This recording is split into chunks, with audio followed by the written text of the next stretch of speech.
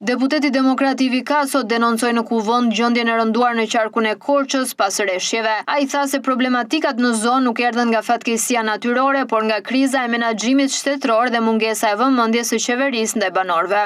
Përpara pak më shumë se një jave, qarku Korç, Devolli dhe Maliqi në veçanti kanë përjetuar ditë të vështira për shkak të rreshjeve të dëndura, ku për fat keq në këtë qark u shënua dhe një viktim, familjes së cilës i shprehim ngushëllimet tona më të sinqerta. Nga data 19 deri në 23 nëntor, mbi këtë tokë ran gati 400 mm shi, sa gjysma e mesatares vjetore brenda pak ditësh. Por dhimbja për njerëzit punëtorë e nikoqirë të këtyre zonave nuk erdhi vetëm nga rreshjet. Pasi nuk është vetëm shiu që përmbyt, por është mungesa e shtetit që mbyt shpresën e njerëzve dhe vret akoma më shumë. Le të marrim Maliqin për shembull. Në Maliq, ku njerëzit jetojnë me djersën e ballit që derdhin në ar, përmbytja nuk është thjesht ujë mbi një copë tokë. Është humbje dhe dëshpërim bashk.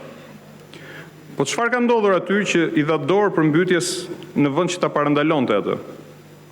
66 rezervuar me diga dhe dampa që janë transferuar me VKM Pushtet Vendor janë lënë pa inspektim, pa mirëmbajtje, pa përgjegjshmëri.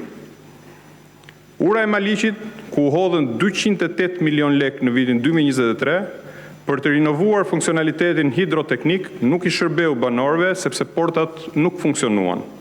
Sot, ajo ka vlerë thjesht artistike dhe jo teknike. Deputeti Bujar Leska ngriti shqetësimin e përmbytjeve të përsëritura në Vlorë duke fajsuar korrupsionin institucional dhe mosmirëmbajtjen e kanalizimeve dhe hidrovorit. Sa herë ka rreshje, Vlora dhe njësitë e saj administrative, nga Novosela, Mifoli, Akërnia, Bishani, Porto e deri tek Fitoria dhe Dëllënja, zhyten mes fatkeqësisë natyrore dhe korrupsionit institucional. Vlora në fakt është pasqyra e çfarë ndodh me gjitha qytetet e Shqipërisë. Situata e përmbytjeve dëshmoi se rrjeti i kanalizimeve është i vjetruar, jo i mirëmbajtur dhe në shumë zona i bllokuar prej vitesh. Investimet me miliona euro në fakt janë abuzime me miliona euro. Janë kryer pa standarde të mirëfillta, pa studime të mirëfillta, pa kontroll teknik.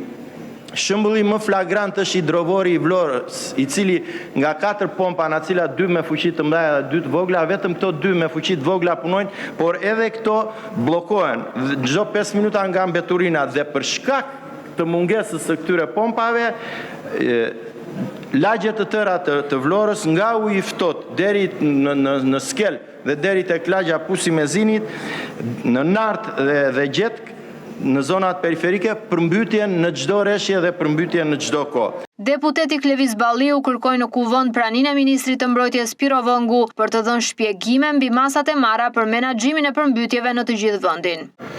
Meqense është dhe diskutimi në rendite sot për problemet e qytetarëve dhe duke marrë parasysh që kemi kaluar një javë të mbushur plot me përmbytje, do të ishte mirë që dhe ministri i mbrojtjes ta thrisni dhe të ishte këtu, se kolegët që do të diskutojnë do duhet që dhe ministrat të japin përgjigje, sepse është bëhet disa ta herë, kur është verë, marrim flak, kur bin 2 pika shi përmbytet i gjithë vendi, dhe ta dim se sa duhet jetë temperatura që të funksionojë qeveria.